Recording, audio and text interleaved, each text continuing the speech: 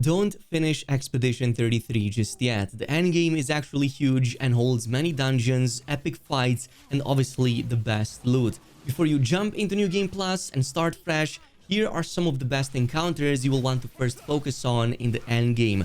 Obviously, this video will cover content that comes in super late, so a huge spoilers warning ahead to everybody. If you did not reach these final chapters just yet, maybe come back in and check this video at a later date. Of course, I do recommend you also don't finish the final boss encounter and take your time with the endgame because like I said, there are many things in there. So let me show you some of the stuff that will accelerate some of the builds that will make some of these encounters a lot easier to manage. And first things first, get the cheater Pictos. This is going to be very good because it literally lets you play 2 times in a row compared to everything else. You will get this, by the way, right here on this side of the map, pretty much in the sea a bit further east from the Crimson Forest. You will find sprung over here a giant Navron that's half submerged in the water. If you defeat this, you're going to get the Pictos. And it's not going to be that difficult, even though it does have a couple million HP. I was able to finish this even at level 50 with an incomplete build. At number 2, from this point on, you're going to want to level up your Pictos, so equip them on your side characters on which you don't care what you have, and in this case, go ahead and just defeat continent encounters. This is going to further help you in a number of ways. First of all, it's because you're going to level up and unlock those Pictos powers for everybody in your party. Second of all is because many of the bosses on the continent will give extra weapons, more chroma catalysts that you need to upgrade said weapons, extra Pictos, and of course, they will also level up existing weapons. You will actually burn through a ton of chroma catalysts, so if you can save a bit on that by just having these level up randomly as you defeat the monsters, this can definitely fast track you even quicker to one of the best builds. Of course, since we are on the subject of defeating world bosses, here are some of the ones I recommend specifically for what they give. One is the Serpent Hair, which is this giant floating serpent boss that you likely saw on the map. It's a very epic encounter that gives you the Energy Master Pictos. So this is going to make every AP gain to be increased by 1, which is actually huge. If you have any power or ability that just gives you free AP, you're going to get 2 instead of 1 or +1 depending how much you got previously. Another one is Empowering Dodge. You can find this pretty much in the open world right here north of the Endless Night Sanctuary. This is actually really good because you're just going to get bonus damage as you're doing dodges, and that's something you're going to be doing a lot up until you get your perfected build. Another one I recommend is from this boss right here in front of the Coastal Cave entrance. You likely saw this before, but it's going to drop the Warming Up Pictos, which increases your damage by 5% per turn, and it can stack up to 5 times. And while we are on the subject, at number 3, also make sure to level up your weapons. This should be one of your primary focus. And that is because you're going to massively increase the stats on that, including how much attack power it has. And especially you're going to increase the stat scaling that the weapons get. At level 33, which is the maximum, jumping to S scaling to at least one of the stats. And in most situations, this means literally doubling your damage in one single level. Now, max level 33 is not something you're going to likely achieve anytime soon if you just jumped into the end game. So until then, level 32 is your best bet, as grandiose chroma catalysts are way more common, so you can boost weapons. So for now, try to focus on getting as many of these as you can. There are a number of sources. Many of the boss encounters you will have past level 50, 60, and so on will drop a ton of these, and I'm going to show you a method to get a ton of them in just a little bit. In the meantime, if you're short on catalysts or can't afford to buy extra from the vendors, defeating open world encounters for the first time will also oftentimes boost 1 or 2 random items, including either weapons or Pictos, for absolutely free. So you can see some of these jumping from like level 20 all the way to 28, which saves you on so many catalysts that you don't have to waste any longer on those weapons. So go ahead and just skim all of the open world. Most of these encounters should be completable quite easily, even at around level 50 to 60. So this is going to just become much easier as you progress even more in the game. And that brings us to the best XP, Lumina, and Chroma Catalyst farming method in the game, which is going to be right here at Renoir's Drafts in the northern part of the map. Essentially, make your way here in the middle of the ocean and go inside and simply make your way up until the second golden tree waypoint, very close here to the next flag. So the map is small, it's very easy to reach here, and once you are, just make your way upwards this path at the top of the nearby building, this time around to your right side. So here is where you're going to find this gestural merchant that you can go ahead and challenge to a duel over and over again. It's not going to be an easy fight, but this is going to give you 2 million XP per fight, and I was able to start it all the way from around level 60. So you're going to literally reach level 80 in minutes. It's going to give you like 2-3 levels initially, and then it's going to taper off, only counting 1 level up until around 80, and then it's going to fall off a little bit more as your XP exponentially increases. But it's still one of the best in the game as long as you have the damage. Just keep in mind that all of these mobs have around 2 million HP, so make sure that you use a character that can deal a ton of damage.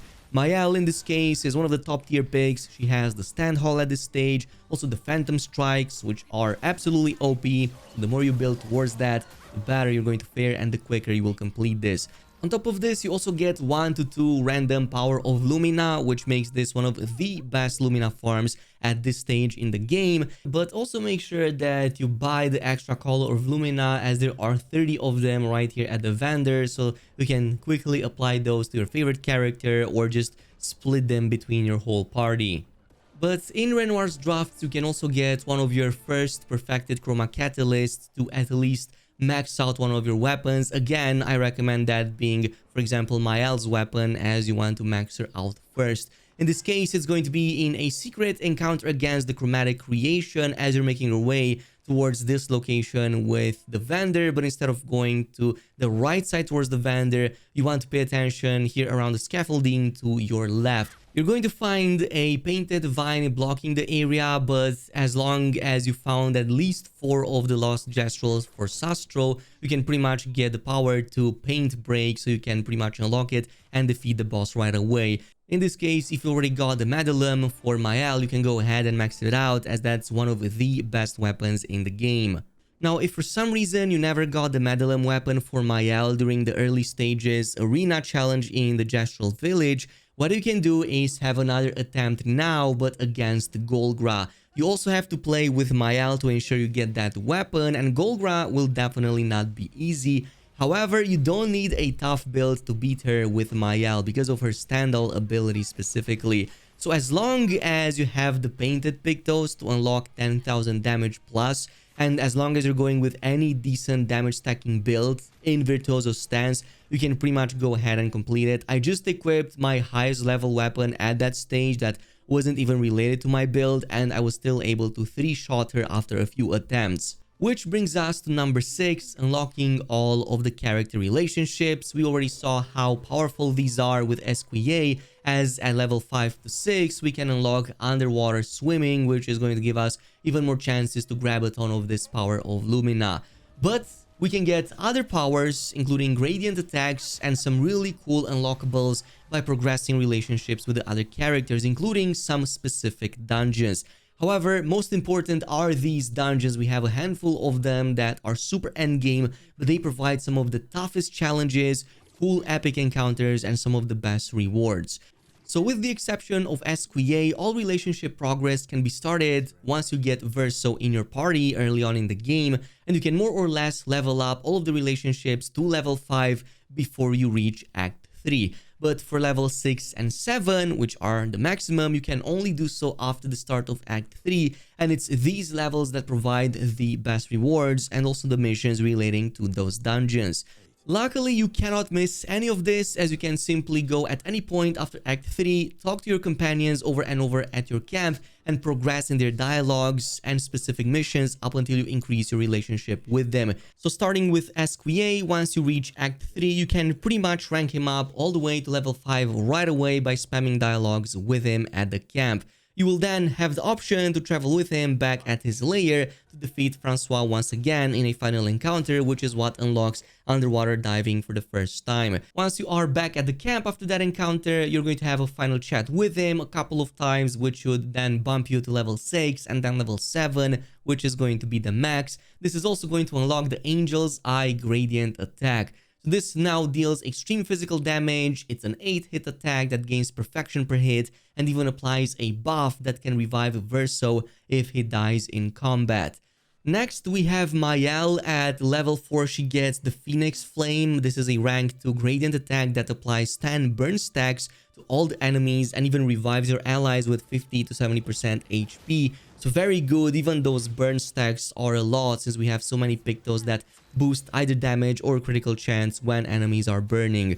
But once you do reach Act 3, you can just talk to her again at the camp, get to rank 5 and then rank 6 relationship. And this is now going to give an objective for her to clear the Reacher dungeon. It's this tall wooden structure in the northeastern part of the map. And I will say it's one of the lengthiest dungeons in the game, filled with enemies, epic boss encounters, and tons of loot. There's even a secret boss right before the final encounter, so make sure you don't skip that. For some reason, many boss guys online even miss that there is such an option here. But once you do finish the whole dungeon, you're going to get some pretty cool hairstyle for Mayal. Also, quite a lot of weapons if you defeated everything, including the lithium sword for her, which can be a good alternative to the Madalem. However, it's not going to touch it in terms of damage, but it can still provide some other effects over there.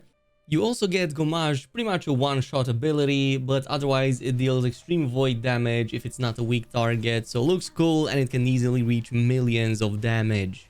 Now next is going to be Lune. At rank 4 you get Tree of Life, which is a nice party-wide status cleanser and healing spell. At level 6, which you can progress to once you reach Act 3 of the game, you get the quest to clear the Siren's Dress dungeon right here up northeast on the map. Luckily, this dungeon is not as big as the previous. You have a brief encounter at the end of which you're going to get the Coraline weapon for Lune. So this at level 4 has a 100% crit chance when 4 stains are active simultaneously. At level 10 gives 20% increased damage for each consecutive turn without taking damage, stacking 5 times, so that's literally free 100% damage increase. And level 20 plus critical hits apply burn, which again, not too shabby if you're going with a burn build. Once the dungeon is cleared, you get transported back at the main camp and can have the final conversations with Lune. Once maxed out, this also unlocks Skybreak level 3 Gradient, a one-hit extreme damage AoE that deals damage depending which stains Lune has the most. Moving on to CL, she does have the Doom Gradient attack, a level 2 one that deals very high single target dark damage and applies powerless, defenseless, and slow for 3 turns on the target. Pretty much every single best debuff in the game, and if you have Pictos that further benefit from these, either by powering them up even more or by increasing your damage when the enemy has this on them, this can be one of the best options in the game.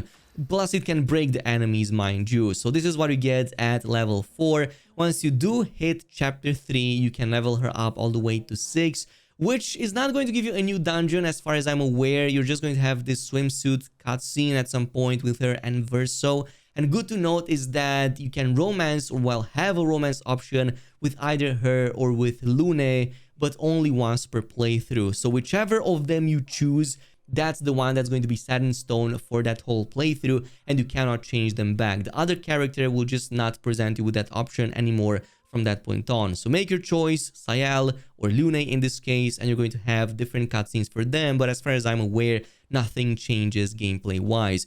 But this is also much simpler to finish. Once you're back from that and are past Act 3, you can talk to her at the camp over and over, and once you max out that relationship, you're going to get End Slice Gradient attack. This deals extremely high single target physical damage, and the damage is increased for each Fortel consumed since the beginning of the battle. So the more you consume Fortel, the more you generate Fortel, the more it's going to count towards this ability specifically. And finally, there's Monaco. As relationship 4, you get Sanctuary. This is going to give 2 shields and applies regen to all allies for 3 turns. Once you do get to Act 3, you can spam conversations until you reach rank 6. And once you do that, here is where Monaco will ask you to help him in the Sacred River dungeon to rescue a certain somebody. You can find it right here on this side of the map. It's just a bit further east from Monaco station, so it's not too far away. But whatever you do, just be sure that both Verso and Monaco are well equipped and also have a pretty decent build, because you're going to fight a certain somebody over here that's not easy.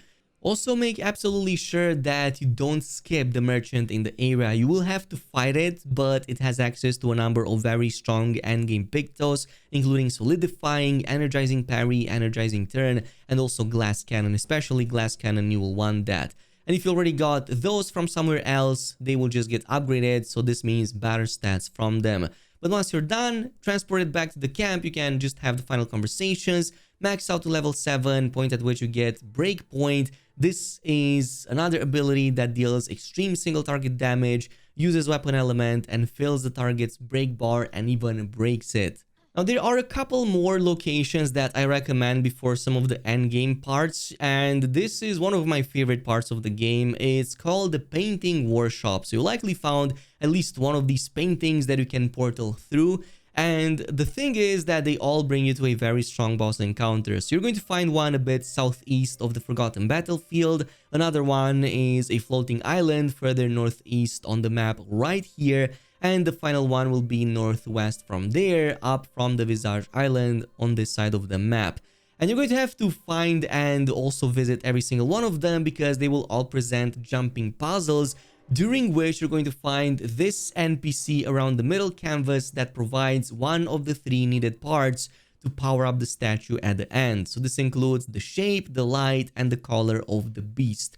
And once all 3 are assembled right here at the main statue from all the 3 locations, you're going to open up the final boss encounter area here in the back.